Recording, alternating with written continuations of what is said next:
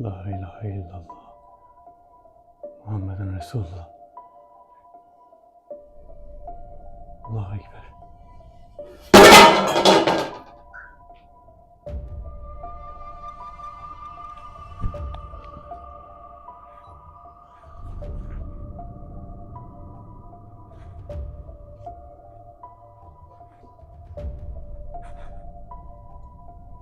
Davetin sahibi sen misin? Kralın daveti. Gelen kral sen misin? Allahu Ekber. Seni davete ben çağırdım. Amacım kesinlikle rahatsızlık vermek değildi. Davetin sahibi sen misin? İsmini söyle. Allahu Ekber.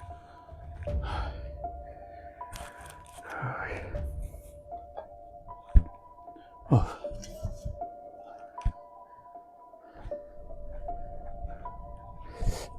Allahu Ekber.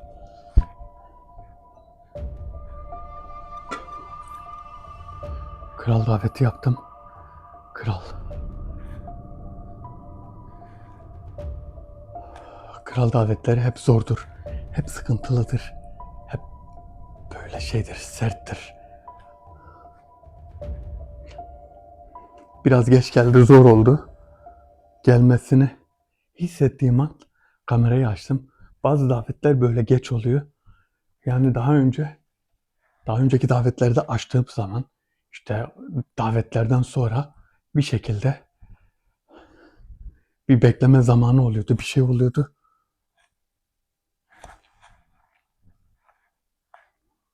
La ilahe illallahul melikül hakkul mübin. Muhammeden Resulullah sadıkul vatul emin. La ilahe illallahul melikül hakkul mübin. Muhammeden Resulullah sadıkul vatul emin. Davetli, burada mısın?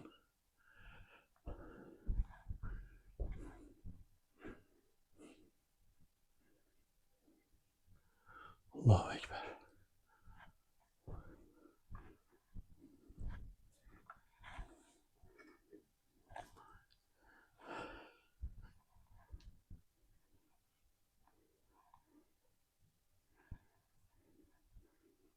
Yani nereden bakarsanız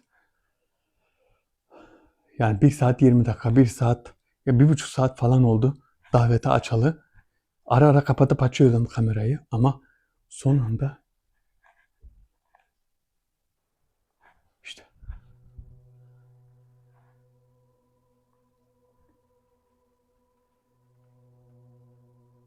kral. Kral davetine gelen sen olduğuna göre kral sensin demek ki.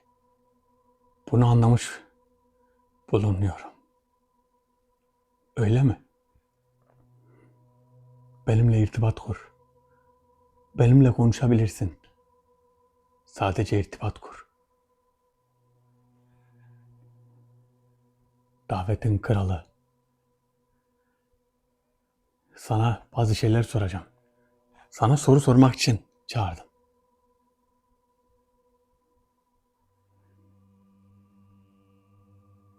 Davete geldiğine göre cevaplayacaksın herhalde. Öyle değil mi? Solomon'un kabilelerini biliyorsundur herhalde. Öyle değil mi?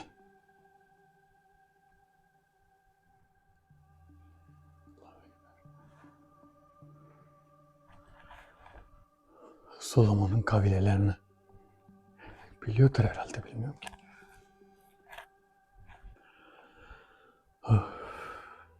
La ilahe illa ente subhaneke inni kuntu minez zalimin. La ilahe inni kuntu minez zalimin. La ilahe illa ente subhaneke. La ilahe illallah. Muhammeden Resulullah. La ilahe illallah. Muhammeden Resulullah.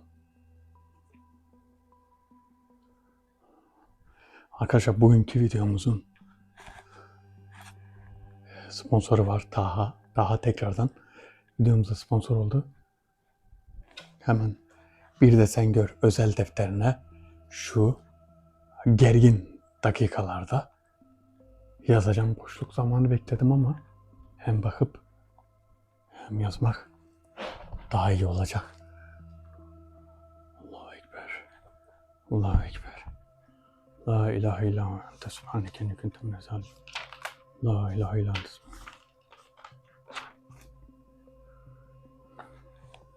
Evet.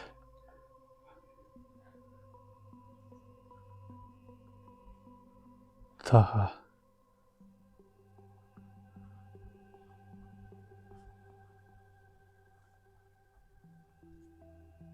Taha.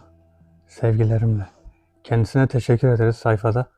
Yani bu defterde bayağı bir yeri oldu.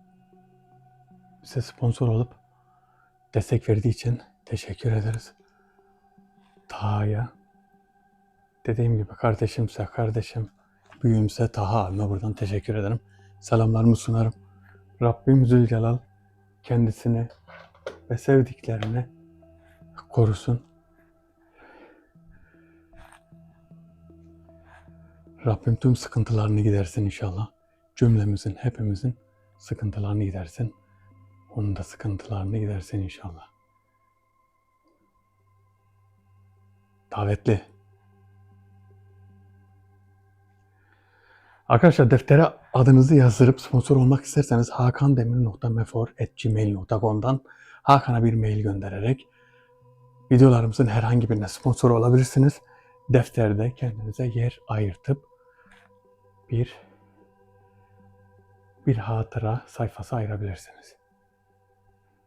Davetli. Davetli neredesin davetli? Davetli neredesin?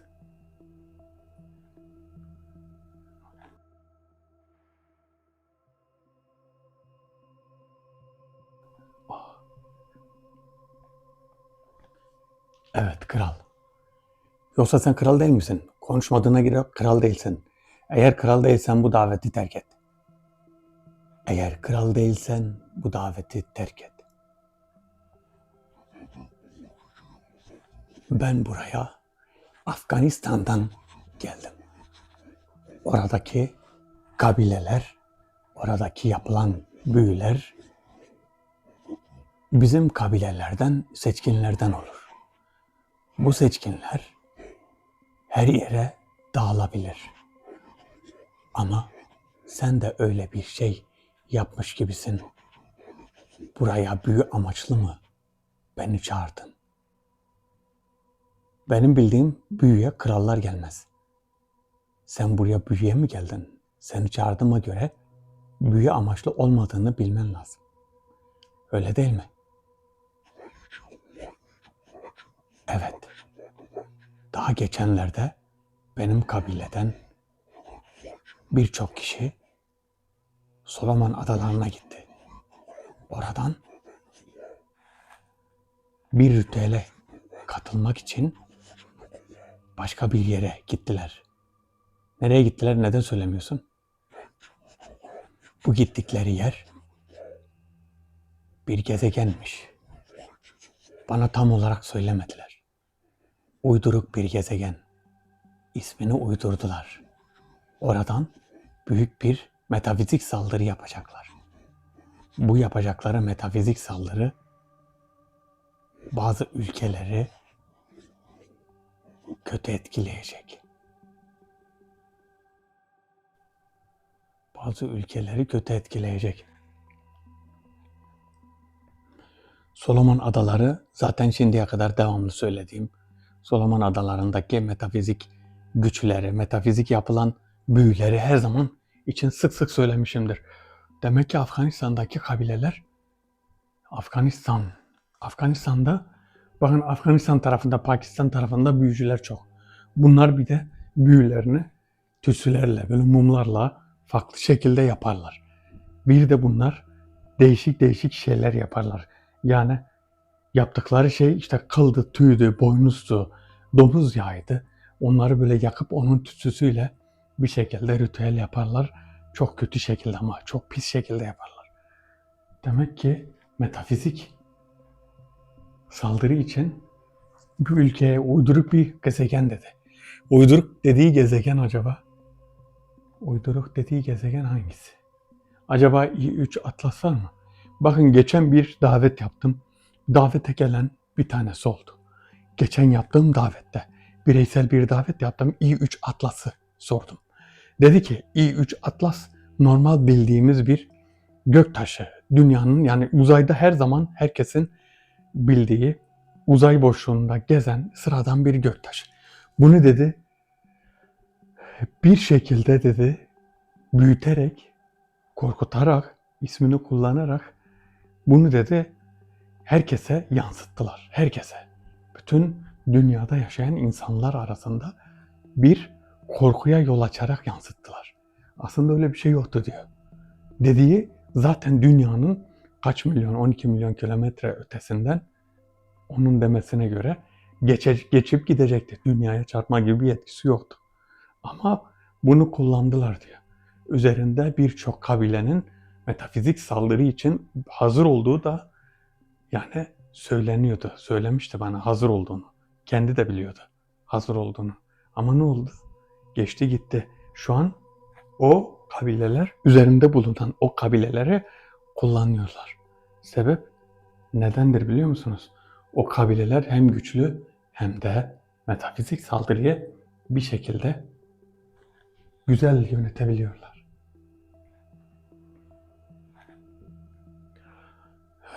Evet. Demek ki Afganistan'dan gelen kabile reisi bir kral olduğu için ben de ona hiçbir şekilde yani ters davranmayacağım. Bakalım neler anlatacak. Onun kabilelerinden aldığı kişiler varmış. Bu kişiler de artık ne için?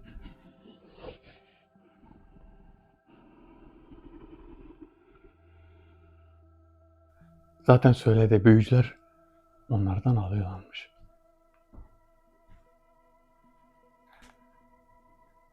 Allahu Ekber. Of. Evet. Bana bu gezegenden bahsedebilir misin?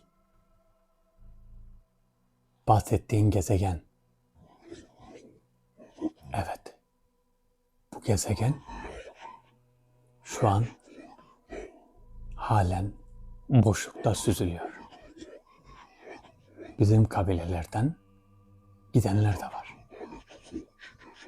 Eğer geri dönmezlerse onlara karşı büyük bir savaş başlatacağım. Tabii bu hepsine mal olacak. Senin kontrolün altında değiller mi? Bunlar sadece kendi kafalarına göre mi gittiler? Sen onlara emir veremiyor musun? Kral değil misin sen? Allahu Ekber.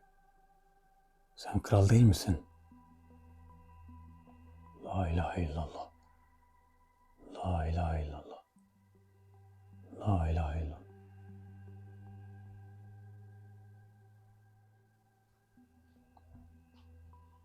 Allahu Ekber.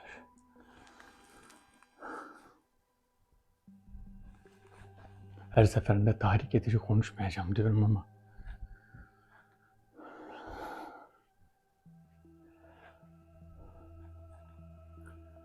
yani tahrik edici konuşmayacağım ama şimdi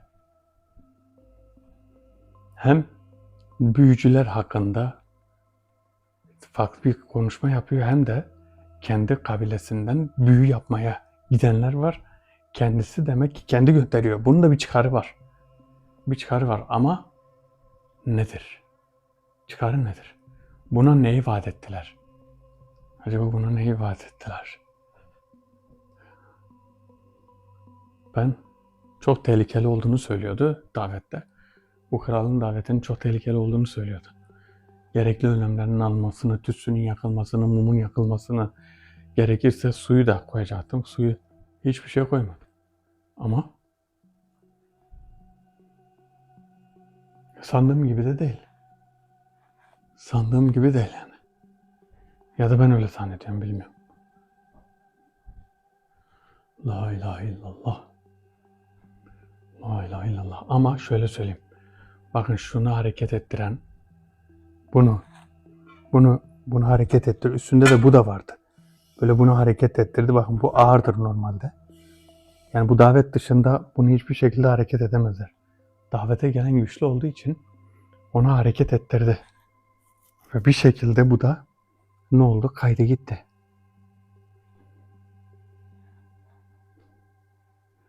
Bakın buranın suyu o kadar kireçli ki bunun içindeki su bakın kireç. Nereye çıkmış? Yani o kireç süzülmüş. Oradan çıkmış. Demek ki hep kireç içiyoruz. Kireçli su. Çeşme suyunun içildiği bir yerdeyim. Ama maalesef ki kireçli oluyor sonuçta. La ilahe illallah subhaneke ne kuntu minez zalimin. La ilahe illallah subhaneke ne kuntu minez zalimin.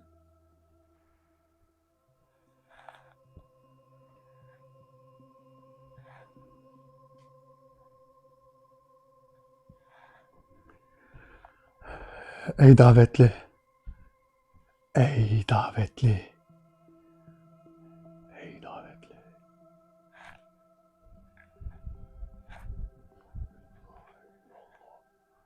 La ilahe illallah burada. Burada şu an. Evet. Evet. Dediğin gibi kabilenden birkaç kişi var. Ve onlar gitti şu an gezegene. Bu gezegenin gücü var mı? Yani bu gezegen boşlukta ne kadar yürüyecek? Başka bir yere çarparsa paramparça olur. Sizin başınızda ve sizin kabileden olanlar orada parçalanırsa hepsi bir yere dağılır. Bunu nasıl engelleyeceksiniz? Önüne nasıl geçeceksiniz?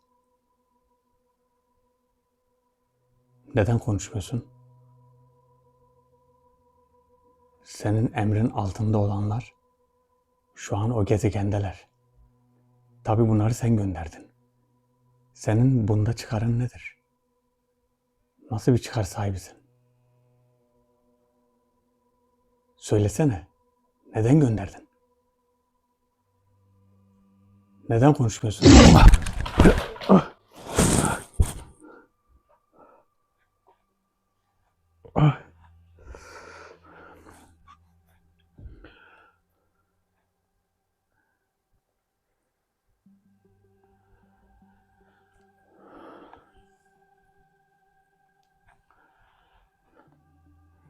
O kadar alıştım diyorum ama yok.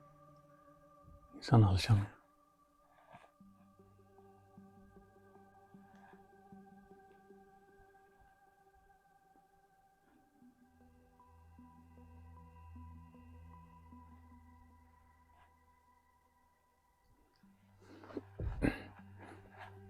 Ya Allah.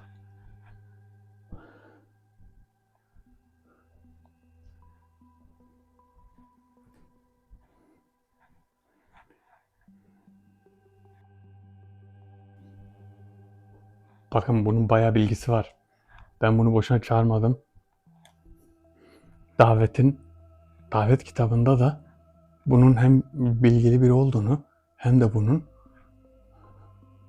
güçlü biri olduğundan bahsediyor ve tehlikeli olduğundan bahsediyor. Yani genelde görünmüyormuş. Ama eğer bununla bir şekilde iyi anlaşırsak, bizim için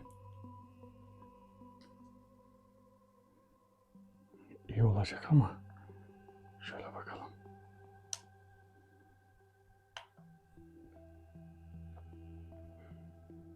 La ilahe illallah. Muhammeden Resulullah.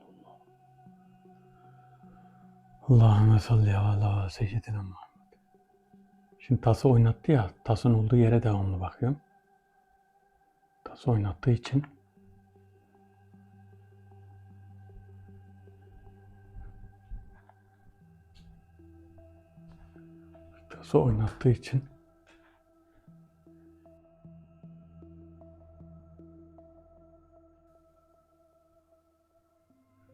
seni bekliyorum. Neredesin? Ey kral. Afganistan'ın kralı. Yoksa kral değil misin? Yoksa başka bir şey misin?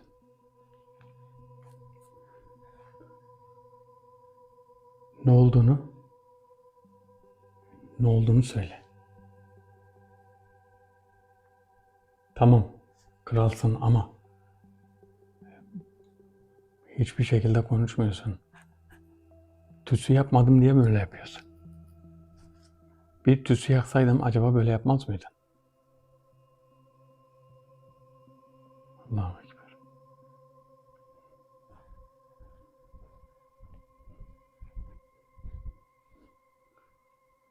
La ilahe illallah. La ilahe illallah.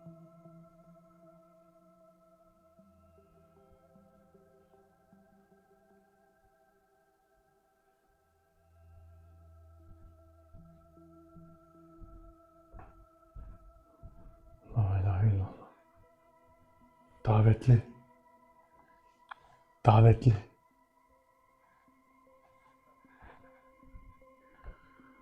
Öf.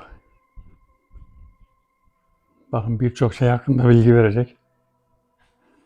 Bu Edebola'nın peşinde olanlar, Solomon Adası'ndaki metafizik saldırıyı yapanlar, bunların hepsinden haberdar.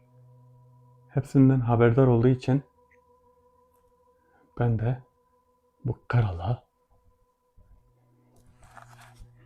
bir şekilde artık inanacağız. Evet.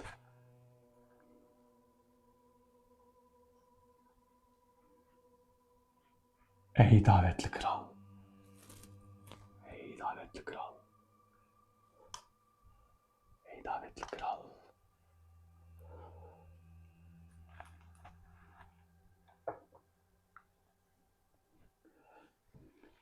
Neden kötü davrandığını anlamadım. Neden konuşmadığını da anlamıyorum. Benimle neden konuşmuyorsun? Oysa ki ben senin kabilenin kötülüğünü istemem. Senin de kötülüğünü istemem. Hatta elimden gelirse yardım da ederim. Ben sizi Müslümanlığa davet ediyorum. Eğer kötü bir niyetiniz varsa bunlardan vazgeçin. Büyücülerin sizi kullanmasına izin vermeyin. Yaptığınız metafizik saldırılar er veya geç hesabı sorulacak. Neden insanlarla uğraşıyorsunuz? Bu yaptığınız şey tasvip edilmez. Çok yanlış şeyler. Bu kötü yoldan vazgeçin.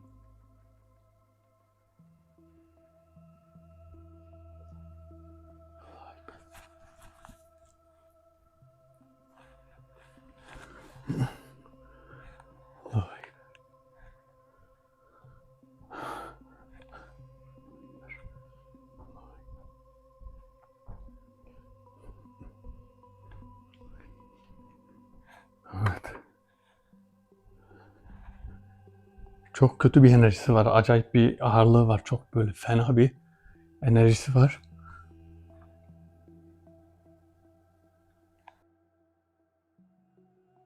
Yani normal davetler gibi değil. Bunların daveti biraz daha zor. Biraz daha şekli bile farklı. Boynuzları var.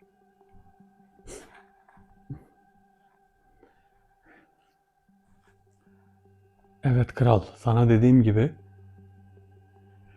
bu işleri terk etmen lazım. Nasıl bir görevdesin bunu da anlatman lazım. Şöyle, başka bir görevde de olabilir. Şimdi bunun başka bir niyeti, başka bir yerde bunu kullanıyorlardı belki. Onu da söyler bu arada. Eğer konuşabilirse. Şimdi ben iyi bir şekilde konuşmaya çalışıyorum onunla. İyi bir şekilde konuşmaya çalışıyorum. Acaba yola gelecek mi, konuşacak mı düzgün bir şekilde diye diyorum ama ey davetli, şu an senin kötülükler hakkında konuşmanı bekliyorum. Neden bu metafizik saldırı yapıyorlar? Bunu yapanlar kimler? Bunlar neredeler? Yapan kişiler neredeler? Metafizik saldırı yapanlar hangi ülkedeler? Bunlar hangi büyücüler? Senin kabilenden gidenler, kabilesinden gidenler, büyücüler bunları çağırıyor. Bunlardan kaç kişi lazım? Mesela 100. Bu 100 kişiyi metafizik saldırı için gönderiyorlar. Gönderdikleri yerde bunlar ne yapıyorlar? Mental, yani insanların mental sağlığı var ya, ruhsal sağlığını etkiliyorlar. İşte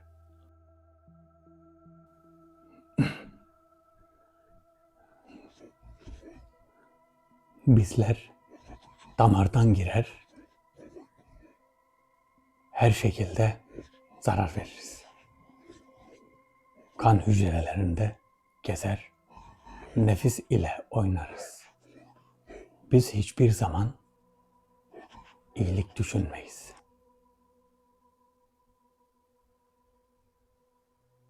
Peki neye güveniyorsunuz? Kime güveniyorsunuz? Bizler kötülük için varız. Sen bir kral mısın? Ben büyük kabilelerin kralıyım. Bu davete gelmeyecektim. Ama önemli bir şey söylendiği için geldim. Ne söylendiği için? Bizim bir dostumuz buradaymış. Onu şu an mahzende gizlemişsiniz. Ve onu sizden istiyorlar. Ben vermenizi istemem. Mahzende mi? Öyle bir şey yok. Bizim mahzende hiçbir dostunuz yok. Var. Eğer iyi düşünürsen kim olduğunu bilirsin. Kim olduğunu mu? Kim olduğunu bul. Bana onun hakkında yardımcı ol. Ben de ne istersen sana söyleyeyim. Bana büyücülerin ismini ver. Bu büyücüler kimler? Sizinle irtibata geçenler kimler? Sizin ritüelinizi yapanlar kimler?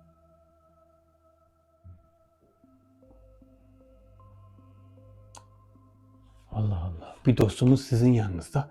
Bak kendinden bir şey uydurdu biliyor musunuz? Onu da istiyorlardı. Bir dostumuz sizin yanınızda ve bunu istiyorlar.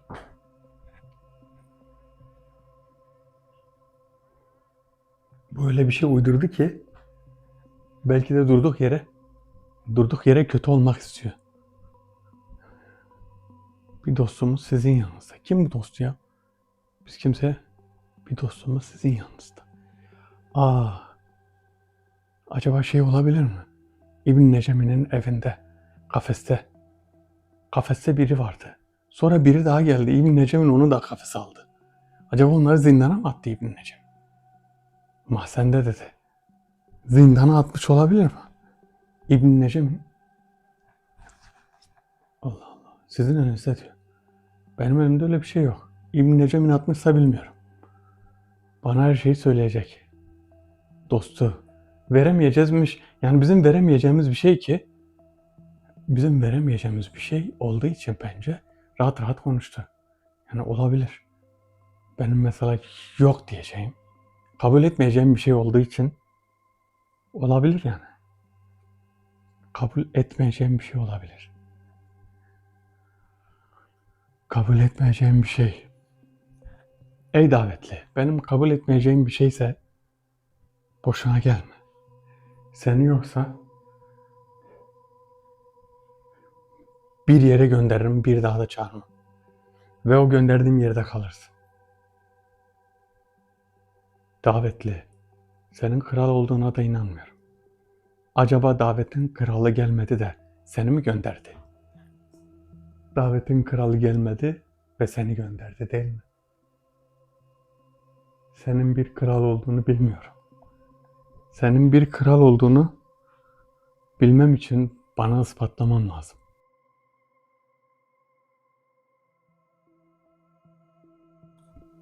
Ey davetli. Davete gelen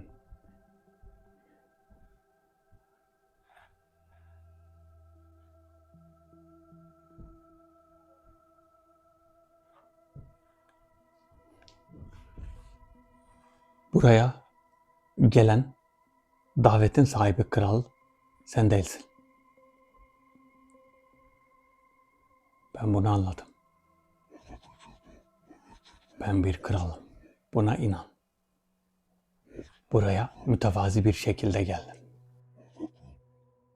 Olmam gerekenden daha düzgün bir şekilde geldim. Ve irtibat kurmaya çalışıyorum. Nasıl irtibat kurmaya çalışıyorsun? Saldırarak mı? Senin şu an benim hakkımda bilgi sahibi olman gerekirdi. Bu tür bilgi şu an elinde yok mu? Ben şu an ne olduğunu öğrenmeye çalışıyorum. Eğer sen bir kral olsaydın çoktan her şeyi öğrenirdin. Öyle değil mi? Hayır, öyle değil. Her şeyi kendim yaparım. Ben kimseye güvenmem. Bazı dostlarım şu an senin hakkında araştırma yapıyor. Araştırma mı yapıyor? Yapsın. Sen kendin bana sor. Araştırma yapmasına gerek yok ki. Kendin bana sor, ben söylerim. Bahsettiğim Solomon Adaları ve bu adalarda olan kabileler. Ayın 14'ünde büyük bir ayin yapacaklar. Bu ayin içinde ritüeller ve büyücüler olacak. Bizim kabilelerden birçok kişi gidecek.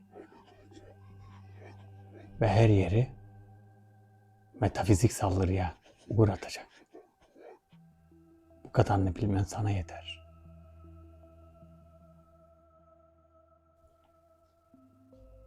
Ayın 14'ünde. Ayın 14'ü. Ayın 14'ünde Solomon Adaları'nda metafizik saldırı yapılacak. Solomon Adaları'nda yapılan metafizik saldırı. Ayin, büyücüler. Büyücüler dediği şu. Yani orada, o adada büyücüler, insandan olan büyücüler. Yani insan şeklindekiler. İnsan kılığında olan büyücüler. Bakın şimdi bize de büyü yapıyorlar. Bize de bir şekilde metafizik saldırı yapıyorlar. Bir de birçok kişi var bizim kanala spam atıyor. Spam atıyorlar yani. Geçenki mesela yayınlanan video ne zaman yayınlandı? İşte dün yayınlandı. Bu dün yayınlanan video ne oldu? Bir şekilde engellendi. Canlı bir seferden kesildi. Canlı yani video bitmeden birden kesildi. Ama yani Allah'tan video yüklenmişti. YouTube'a yüklenmişti. Sadece canlı kesildi. Video bitmiş gibi. Ve herkes zannetti ki işte video kesildi, video arada kaldı. Sonradan kanala baktılar, videonun devamı kanalda. Yani uğraşıyorlar. Uğraştıkları sebep işlerine gelmeyen şeyleri yaptığım için. İşlerine gelmiyor. Bunu yapanlar istediği kadar uğraşsın. Bunu yapanların şunu gözüne sokacağım, bunu. Bunu yapanların gözüne şu girsin bakın. Yani sizin derdiniz ne olabilir? Bu kanalla uğraşmayı bırakın artık. Bu kanalla uğraşmayı bırakın. Siz ne kadar yaparsanız yapın, biz her şekilde yürümeye devam edeceğiz. O kadar çekemeyen var ki, o kadar terbiyesiz, ahlaksız insanlar var ki. Ama bizim bu aileye zarar veremeyecekler Allah'ın izniyle.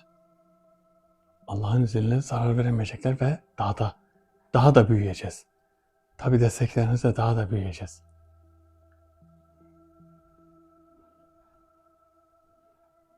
Desteklerinize daha da büyüyeceğiz. Kralın daveti. Ey davetli. Şu an iyi biri olduğumuzu anlamışsındır. Biz herhalde iyi biriyiz ya, değil mi? Yani bizim iyi biri olduğumuzu zannediyorum ya. Biz kötü değiliz ya biz. Biliyorum, kötülük yapmıyoruz biz. Niye kötülük yapalım ki? La ilahe illallah. Adamlarım araştırmalarını yaptılar. Şu an önünde saygıyla duruyorum. Benim seni öğrenmem biraz geç oldu. Bana istediğini sorabilirsin. Kabilem ve dostlarım senin için bilgi toplayabilir. Ben şimdi ne kadar samimi olduğunu bilmiyorum. Efendim, ben buraya geldiğim zaman büyük bir tehlike gördüğüm için kendimi korumaya aldım. Ne olduğunu bilmiyorum. Öyle büyük bir koruma var ki burada. Yaklaşamıyorum. Benim ve dostlarımın zarar gördüğü bir koruma. Her neyse, bunu bilmiyorum. Ne istersen söylerim. Büyücülerin isimlerini ver. Hangi ülkedeler? Bunlar 4 ülkedeler. Z, F, G. Bu ülkeden gelenler 17 büyücü. 8'i katedralde.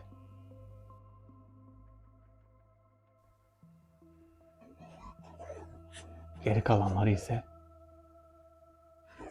büyük bir manastırın altında büyük çalışmalar ile bizimle irtibat kuruyorlar.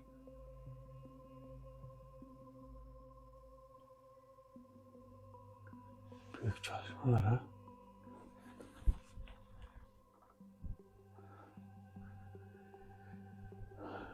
açık açık söylemiyor da ülkenin adını manastırın altında. Herhalde manastırın altındaki mahzende yapıyorlar. Manastırın altındaki mahzende. Bu sefer ben ona güvenmiyorum. O geldiğinde o bana güvenmedi. Ben de şimdi ona güvenmiyorum. Nasıl olacak şimdi? O geldiği zaman o bana güvenmedi. Şimdi ben ona güvenmiyorum. Çünkü her türlü kötülüğü yapabilirler. Her türlü sıkıntıyı verebilirler. Büyücüler, 17 tane büyücü. Bakın, 17 büyücü toplanmış. Ya bunların var ya. Şimdi bu işin içinde olduktan sonra insan öğreniyor böyle şeyler. Büyücülerin olduğunu, ondan sonra bunların devamlı böyle büyü yaptıklarını, toplandıklarını, ayin yaptıklarını, mason toplantılarını, mason ayinlerini, her şeyi öğrendik. Ve neler yapıyorlar. Aklınızın alamayacağı şeyler. Yani o kadar şeyler var ki ya bu da mı varmış diyeceksiniz. Bunları yavaş yavaş duyacaksınız zaten. Bu kanalda duyacaksınız. Bu kadarını mı yapıyorlar? Böylesini mi yapıyorlar? Bunu da mı yapıyorlar diyeceksiniz. Ama yapıyorlar. Biz hiçbir şey yapmıyoruz. Metafizik araştırma, metafizik istihbarat sadece bizimki. Ve yapanı da pek görmüyorum. Yapanların çoğu yani çok ileriye gidemiyorlar. İrtibatları fazla ileriye gitmiyor. Beni görenler de çok yapamadıkları için taş atıyorlar. Yapamadıkları için bir şekilde çomak sokuyorlar. Bir şekilde kötülüyorlar. Bir şekilde yani insan yapamadığı bir başarıyı başka birinde gördüğü zaman kötülememesi lazım. Kötüleme kardeşim, niye kötülüyorsun? Sen yapamıyorsun. Sen yapamıyorsun, niye kötülüyorsun? Kötülememesi lazım. Kendi yapamıyor, yapamadığı bir şeye inanmıyor. Mesela adam bir şey yapmış, güzel bir şey yapmış. Kendi onun aynısını yapamadığı için yok böyle bir şey imkansız diyor. Senin yapman imkansız, onun yapması imkansız değil. Belki senin yapman imkansız. Sen onu kendi içine inandırmışsın artık. Yapamam, imkansız, ben onu yapamam. Bunu başkasında da görünce imkansız. İmkansız derken neye dayanıyorsun? Duvara dayanıyorsun. Duvara yaslanıyor, imkansız diyor. Neye dayanıyorsun kardeşim?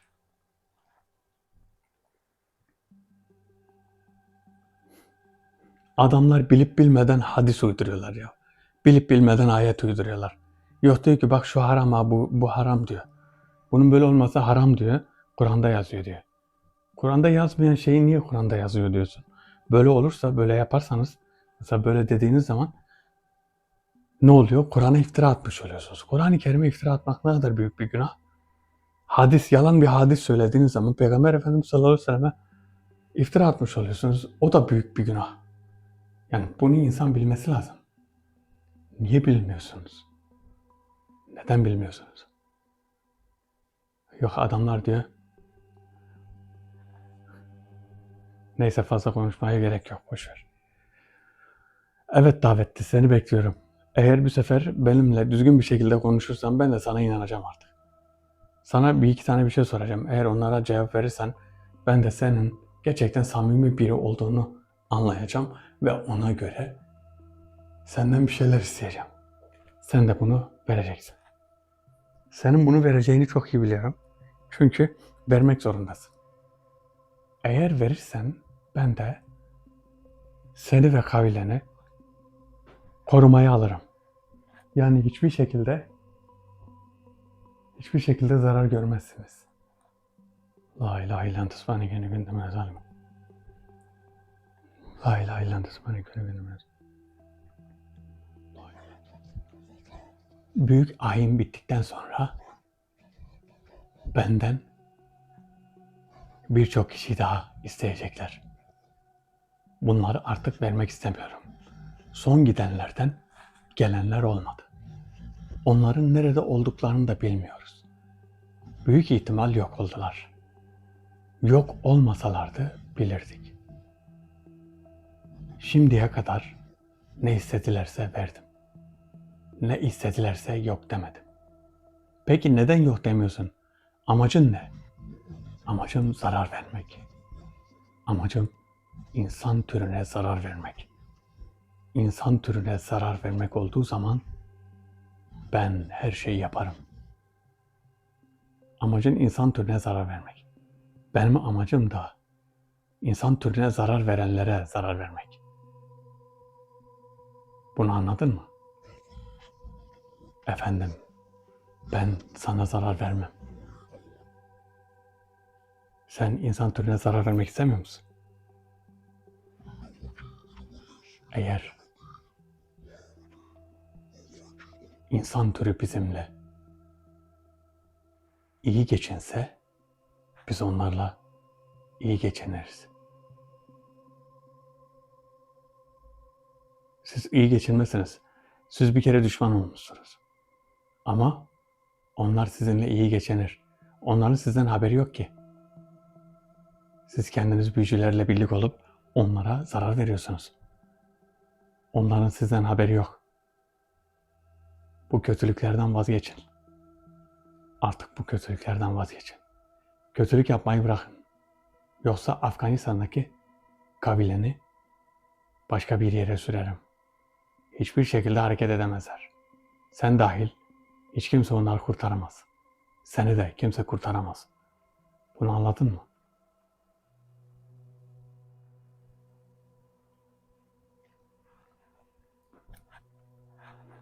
Çok çelişkili konuşuyor. Bir öyle bir böyle konuşuyor, bir değişik konuşuyor. O yüzden ben hiçbir şekilde güvenmedim. Yani bunlar her türlü hileyi yapar, her türlü hileyi. Seninle dost gibi konuşur, sana bir şey yapar sana. Seninle böyle öyle bir konuşma, içten konuşur ki anlayamazsın bile. Onun ne yaptığını, başına ne getirdiğini anlayamazsın bile. Bir çorap örer başına, bir bakarsın o dersin neler oldu. Şimdi efendim demesi ya da işte ben artık seni öğrendim şöyle böyle. Bunlar yanıltıcı şeyler. Bunların ne olduğunu öğrenmek Aslında bu davetler biraz şey oldu. Bunun asıl kökünü, merkezini, asıl kökünü, asıl merkezini öğrendim. Bunları bir şekilde engellemek lazım. Engellemek lazım ki çünkü bunları çağırsalar bile bunlar gidemez. Gitmek zorunda kalsalar bile gidemesinler.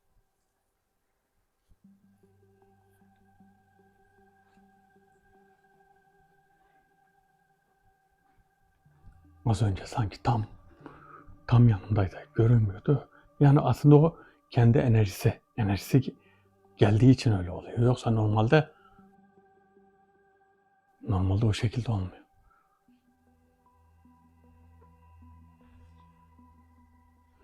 Eğer ki buradaki korumayı görmeseydi, buradaki korumayı anlamasaydı, o geldiği gibi var ya, öyle bir zarar verecekti ki, bakın şunu düşürdü, onu düşürdükten sonra çok böyle değişik bir enerji oldu ortalıkta. Buralarda böyle dolanan bir enerji oldu. Çok pis bir metafizik bir baskı oldu. O baskıdan sonra ondan sonra bir gitti bir geldi. Bir gitti bir geldi. Ben sana yardımcı olacağım. Senin her istediğini söyleyeceğim diyor. Belki de şöyle yapacak. Her istediğini söylemeyecek. Belki de ne yapacak? Yalan yanlış uyduracak. Şimdi bizim için ne için önemliydi bu davet? Bu davet Solomon adalarını neresi besliyor? Solomon adalarını besleyen kabileler var. Bakın onların önünü kesersek Solomon zayıflayacak ve bitecek. Yani Solomon adalarının önüne gelenler, onlara yardıma gelenlerin önünü kestiğimiz an hiçbir şekilde artık Solomon adalarında metafizik saldırı yapamayacaklar.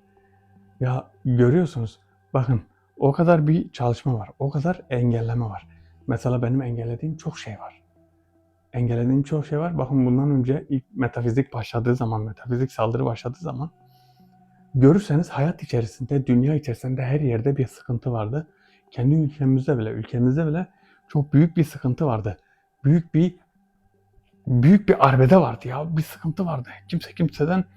Kimse kimseden sabır istemiyordu, beklemiyordu. Hoşgörü beklemiyordu. Herkes bir şekilde bir pislik yapıyorlardı. İnsanı öfkelendiren nedir? Bunlar işte damardan giriyorlar. Zaten ilk çıktığında dedi ya, damardan gireriz. Biz işte nefisle oynarız. İnsanları öfkelendiren öfke şeytandandır zaten. La havle ve la kuvvete illa billah. La havle ve la kuvvete. Elinizi buraya koyacaksınız. La havle ve la kuvvete. La havle ve la kuvvete illa billah. La havle ve la kuvvete illa billah. La ilahe illa ente subhaneke ne kuntu minez zalimin. La ilahe illa ente subhaneke ne kuntu minez zalimin. Damarlarınızda gezmesine izin vermeyin. Öfke anında öfkenize sahip çıkın. Öfkenize sahip çıkın. Çok öfkeliyseniz, o kadar sinirliyseniz hemen gidin bir abdest alın. Abdest aldığınız zaman o ne oluyor biliyor musunuz? İçinizde gezen o metafizik, kanınızda o gezen metafizik kötü enerji abdestle beraber gidiyor. Zaten abdest aldığınız zaman, çünkü abdest namaz kılmak gibi, o da yani büyük dereceli olan bir ibadettir abdest almak. Abdest aldığı zaman o öfken gider, o sinirin gider. Öfke zaten ne içindir? Öfke karşı tarafa zarar vereceksin değil mi? Kendine de zarar veriyorsun, karşıya da. Bunu kim ister? Bunu bu yaratıklar ister. Bunu bunların kralları ister. Bunu işte bunların kendileri ister. Hepsi ister.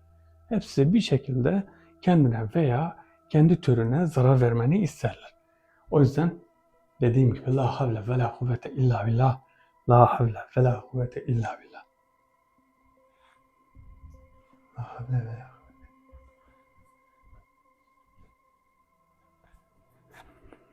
Allahu Ekber, Allahu Ekber, Allahu Ekber.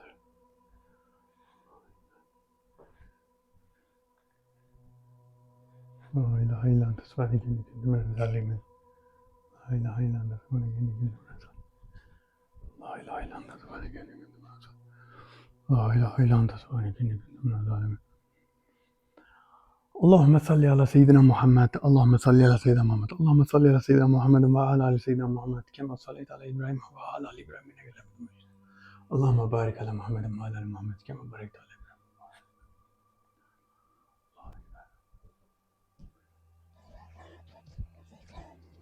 Bizim öfkemiz,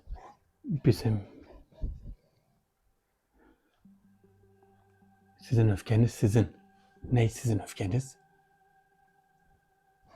Biz hiçbir şekilde kötülük yapmayız. Biz hep iyilik yaparız. Bizimle her zaman iyi olana biz de iyi oluruz. Ben Afganistan bölgesinin Üç Dağlar kabilelerinin bir reisiyim.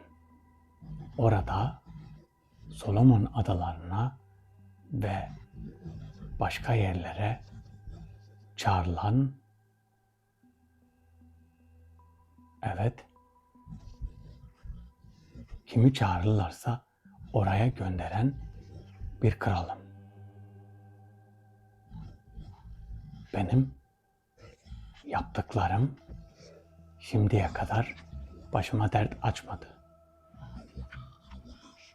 Kötülükler bizde olmaz. Bizler iyilik için varız.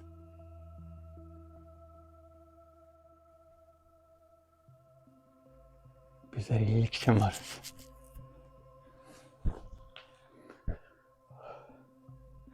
Bakın samimiyet sıfır. Hiçbir samimiyet yok. Hiçbir şekilde samimiyet yok. Bizler iyilik için varız. Bizler şöyle, bizler böyle. Solomon Adalarından bunlara hemen bir bağlama, ama çok zor olacak. Kabileyi komple bağlamak. Sadece bunu bağlarsak olur. Bunun bağlanışı kabileyi ortada bırakmak. Aslında bir destek almam lazım. Cebut ve ordusuyla bunun kabilesine gidip bir saldırı, hepsini bertaraf etmek ve bunu bağlamak. Davet kapana kadar burada kalacağız zaten. Davet kapana kadar burada kalacak. Bunu bağladık mı Solomon Adalarındaki yapılan metafizik saldırıyı da durdurmuş olacağız. Bahsettiği gezegen de i3 Atlas olabilir. Çünkü dedi ya, onun hakkında kötü şeyler yaymaya çalıştılar. Sonra yapamadılar. i3 Atlas olabilir. Bu i3 Atlas dedikleri zaten var olan bir tane yürüyen bir, yani gezegende yürüyen, hareket eden, devamlı sağına sola işte bir yörüngede yürüyen bir taş yığını. Taş, külden, demirden, altından, madenden oluşan büyük bir taş yığını. Onun üzerinde bulunan 4 kabile var ve onun üzerine gönderilen kabileler. Bunlar bir şekilde her zaman kötülük için metafizik saldırı yapıyorlar. Şimdi bunu nasıl durduracağız? Bunu bir bağlama yapacağım. Bağlanırsa kalır. Ondan sonra bir cebutla bireysel davet. Bireysel davetten sonra ne olacak? Cebutu ordularıyla beraber Afganistan'a Üç Dağlar dedi. Üç Dağlar kabilelerine gönderip onları bir şekilde bertaraf ettirmesini sağlamak. Bunlar kolay şeyler değil, çok zor şeyler ama deneyeceğiz, yapacağız. Bakalım hele. Bakalım hele ne olacak. Bakalım bu sefer neden bahsedecek? Yalvaracak mı, yalvarmayacak mı?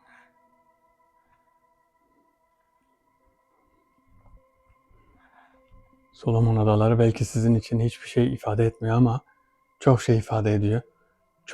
Çok yerden yapılan kötülüklerden, yapılan, yani her yere yapılan saldırıdan Solomon Adalarındaki metafizik saldırılar geçerli.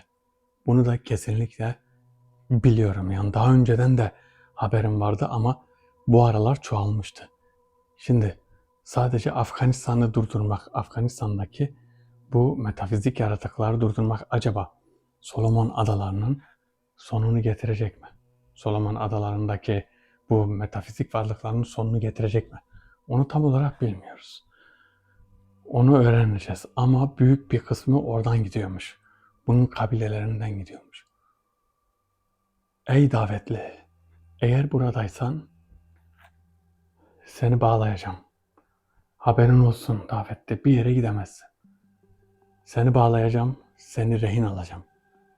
Rehin aldıktan sonra kendi kabilelerinle, ya kendi kabilelerini de çağıracaksın bir şekilde. Bakın,